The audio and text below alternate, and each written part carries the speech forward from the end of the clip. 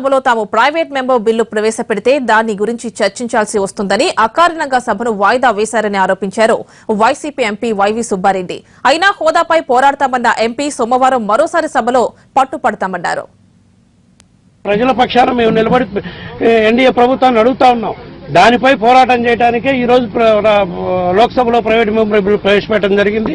దాన్ని మీరు డిస్కషన్ రాకుండా బిల్లు ప్రవేశపెట్టకుండా చేయటం కోసమే ఎన్డీఏ ప్రభుత్వం కుట్రపూరితంగా ఈ రోజు పార్లమెంటును వాయిదా ఇస్తుందని చెప్పి సందర్భంగా తెలియజేస్తున్నాం.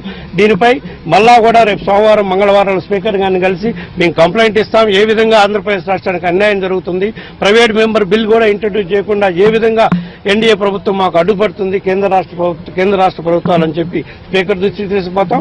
అవసరమైతే తర్వాత కోర్టులో కూడా వేయటానికి కూడా ఆలోచిస్తామని చెప్పి సందర్భంగా తెలియజేసుకుంటున్నాం.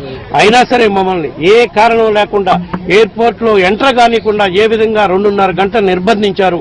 వాళ్ళు నిర్బంధించిన వాళ్ళు పోలీసుల లాగా ప్రవర్తించలేదు, గుండాల్లాగా ప్రవర్తించారని చెప్పి స్పీకర్ గారికి విపులంగా అన్ని వివరించి వాళ్ళపై ప్రివిలేజ్ కమిటీకి రిఫర్ చేయాలని, తగిన సంబంధిత అధికారులపై చర్యలు తీసుకోవాలని చెప్పడం జరిగింది. ఆమె చాలా సానుకూలంగా స్పందించారు. తప్పకుండా చర్య తీసుకుంటానని ఆశిస్తున్నాను.